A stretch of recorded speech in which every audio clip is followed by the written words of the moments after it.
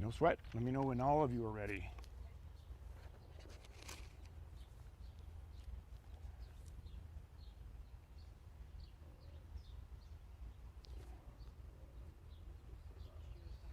Hey, it's me. We're starting here, you good? This is Guy. We're all Rehab. All right, we're good to go. Paper Mill Command. Just get your name and rank and all that first. All right. Ready? Yep. Captain Scott Crawford, Spokane Valley Fire Department.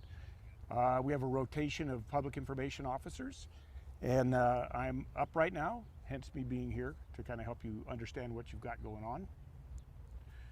So the call was received by dispatch at 1:05, and it was received as a hazmat investigation, an overpressurized container.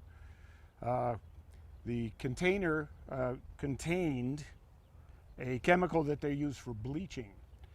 And so Engine 1 arrived a few minutes later and began their investigation.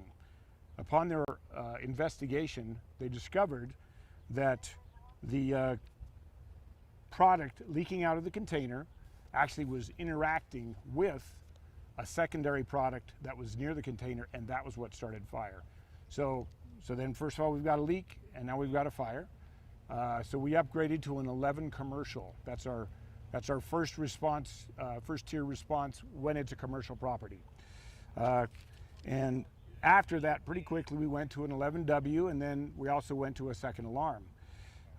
So all of those are precautionary. We get something like this very rarely, so we want to make sure that we are covering all the bases. We don't move fast. We don't get ahead of ourselves. We don't get ahead of our knowledge.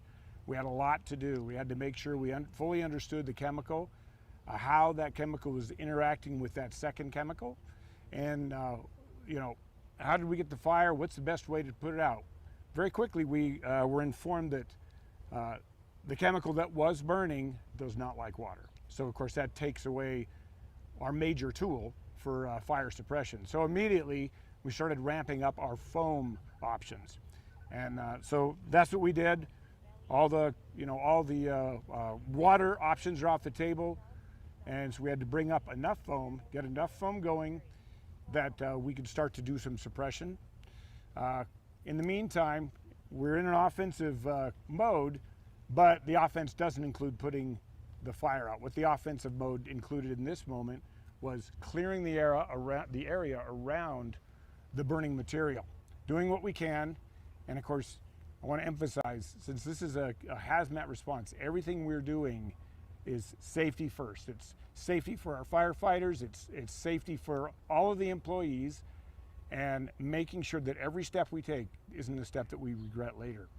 Now, there is a large hot zone around the area, and if you were in that hot zone, you need to be decontaminated. So not only do we have a problem with you being there, we can't let you out of there. So that becomes a personnel management situation where what they're doing is they're getting the people as safe as they can and as far away as they can, knowing that they cannot leave until they've been decontaminated. So as part of what we had going on, we alerted area command. Doesn't happen very often, but there is a standard group of people that are up every day. And those are the people that manage the overall county. Sorry, did I lose that? Oh, that's all right. So they're managing the overall county and making sure that resources are still covering everything else that happens. And of course, none of that stuff stops. So right now we've got District 8, District 9, and the City of Spokane assisting the Spokane Valley Fire Department in managing this incident. And they are doing everything, including backfilling our stations while we're all here, and then we have some of them on scene. We have the City of Spokane, and they're really good, effective hazmat team managing the most important piece, which is to make sure everybody's safe. And let me look at my notes real quick.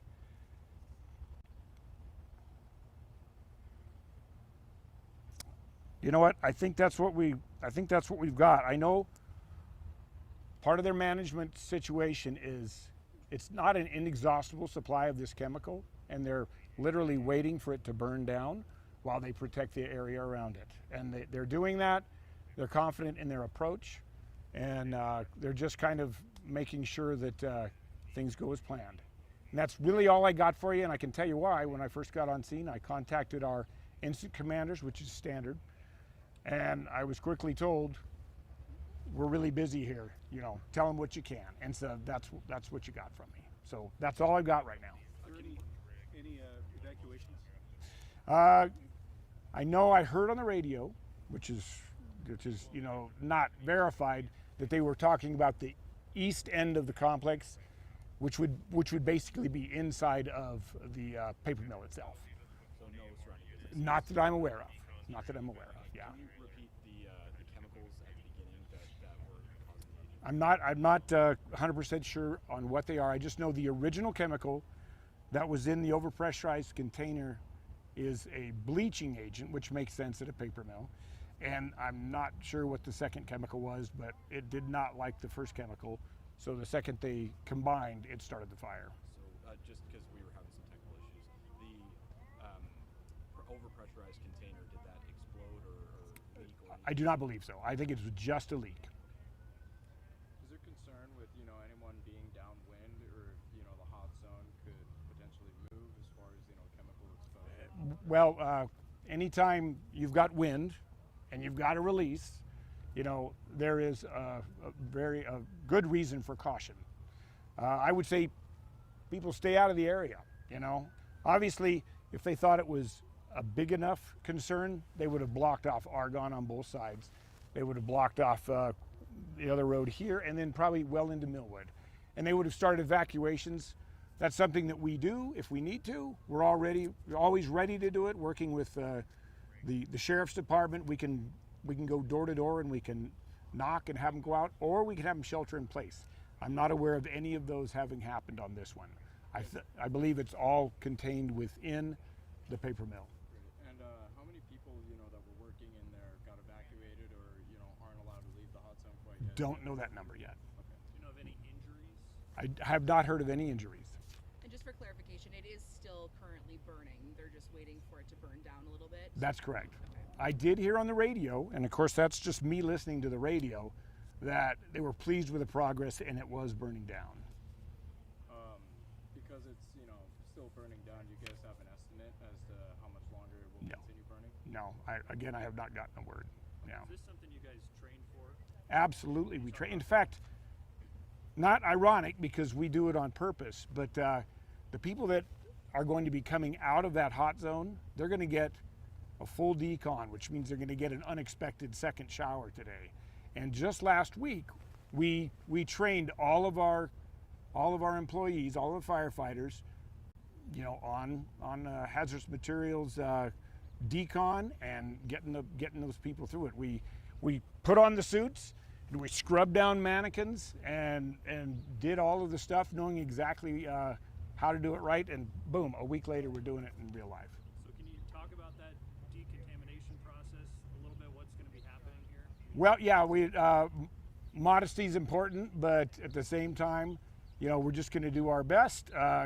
We've got a couple stages where we're going to walk them under a shower. We're going to scrub them down, you know, everywhere you can imagine, and then we're going to probably try and get them either out of their clothes or just make sure. And it kind of depends on what they're finding, right? And then or just get them in something, and then get them out of the hot zone. And I can't tell you how many people were close enough to warrant that. It could be 2, it could be 40, right? But I just don't know. Is But- this something that you work with larger places like a paper mill like this to prep them in case these situations happen? Is this something that they're prepared for inside their building as well? Every year we do a tour of the paper mill, if not 3 or 4. And the reason we do that is because a lot of times the fire will involve, it'll be just a pure fire, right? And so what we do is we refresh everybody's memory of what the place is laid out. It's going to be complex, and you know, there's a number of buildings, a number of ways in and out, a number of things to account for safety that it really helps to understand what you got.